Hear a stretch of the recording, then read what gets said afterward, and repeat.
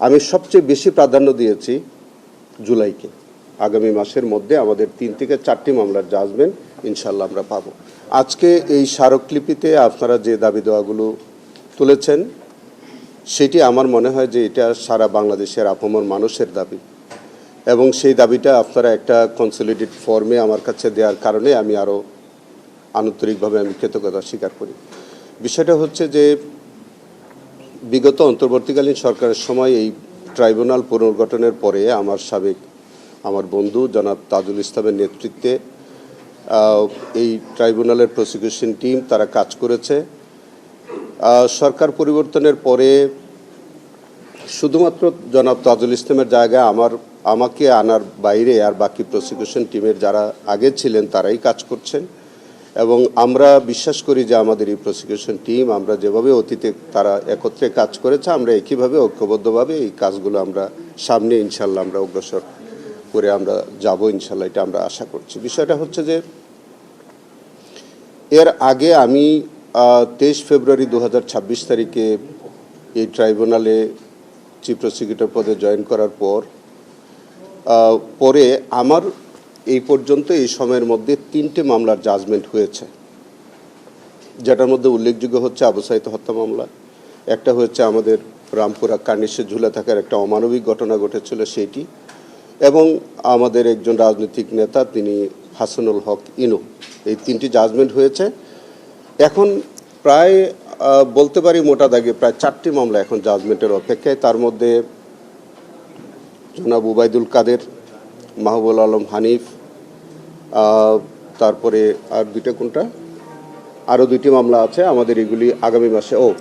জিয়াউল হোসেনের মামলা প্রায় শেষ পর্যায়ে, যেটা সেটি প্রায় একেবারে হ্যাঁ যেটা আমাদের শহীদ জাবেরের মা আমাদের পাশে বসা, সেটি আমরা খুব অগ্রাধিকার ভিত্তিতে এই মামলাটি আমরা একেবারেই শেষ পর্যায়ে, এবং আমরা খুব হোপফুলি যে এটা এই আগামী মাসের মধ্যে আমাদের 3 থেকে 4টি মামলার জাজমেন্ট ইনশাল্লাহ আমরা পাবো। মোটা দাগে আপনি যে জিনিসটা আমি আসার পরে যে জিনিসটা আমি করেছি, আমি ব্যক্তিগতভাবে নরসিং একটা বড় ক্যাজুয়ালিটি ওখানে হয়েছে, আমি ব্যক্তিগতভাবে গিয়েছি আমার প্রসিকিউশন টিম সহ, সেখানে আমরা গিয়ে দেখেছি প্রায় শতাধিক ভিকটিমের একটা সন্ধান আমরা দেখেছি। সেখানে আমি বিশেষভাবে সেখানে ডিসিএসপি তাদের সমন্বয়ে আমি একটা বৈঠক করেছি। ভিকটিম শহীদ পরিবারের যারা ছিল তাদের উপস্থিতিতে আমি একটা গণশুনানি করে সেখানকার তদন্ত কার্যক্রমের যে একটা দিক নির্দেশনা দেওয়ার সেটা আমি দিয়েছি। সেখানে অনেকগুলো মামলা হয়েছে, সেই মামলাগুলো যাতে আমাদের কেসের সাথে সমন্বয় করে যাতে আবার ডাবল জিওপার্ডির মতো কোনো ঘটনা না ঘটে বা কনফ্লিক্টিং ইনভেস্টিগেশন অথবা জাজমেন্ট না হয়ে যায়, সেই জায়গাগুলো আমরা লক্ষ্য রেখে আমি ওখানে একটা আমার গাইডলাইন দিয়েছি। আমি উত্তরাতে ব্যক্তিগতভাবে আমি ভিজিট করেছি, যেটা জানেন আমাদের কবির সাহেব এখানে আছেন, সেখানেও একটা বড় ক্যাজুয়ালিটি ওখানে আছে, এবং সেখানে ইতিমধ্যে মুগ্ধের কেসটা আমাদের বিচার চলছে, জাবেরের বিচারটা অলরেডি প্রায় বললামই যে প্রায় শেষ পর্যায়ে। সেখানে আরও হয়তো কয়েকটা রিপোর্ট ওখান থেকে আসবে, সেখানে প্রয়োজনীয় গাইডলাইন আমরা দিয়েছি। সেটা আমরা 2 আগস্ট আমাদের যাত্রাবাড়িতে আমাদের একটা প্রোগ্রাম আছে, আমরা গণস্মরণের আয়োজন করেছি, আমরা গণকবর পরিদর্শন করেছি। আমাদের আগামী 1 তারিখে আমরা র্যাবের যে টিএফআই সেল সেটা আমি ট্রাইব্যুনালকে বলেছি যে এটা আমাদের যুগোস্লাভিয়া অথবা রুয়ান্ডার মতো এরকম ইন্টারন্যাশনাল ক্রিমিনাল কোর্টে সেখানে বিচারকদের সরজমিনে ঘটনাস্থল পরিদর্শনের নজির আমাদের পৃথিবীতে আছে, এবং আমাদের দেশীয় আইনে আমাদের ডোমেস্টিক লোতে 539B-তে কিন্তু ওটা আছে যে বিচারক নিজে গিয়ে ঘটনাস্থল পরিদর্শন করে সেখানে একটা মেমোরেন্ডাম প্রস্তুত করে কেস রেকর্ডের পার্ট হিসেবে এটা অন্তর্ভুক্ত করে সেটা বিচারের সহায়ক ভূমিকা পালন করে। সেইভাবে আমি আবেদন করেছি, এবং এটা গত পরশুদিনে আমি আবেদনটা করেছি, কোর্ট সেটা মঞ্জুর করেছেন।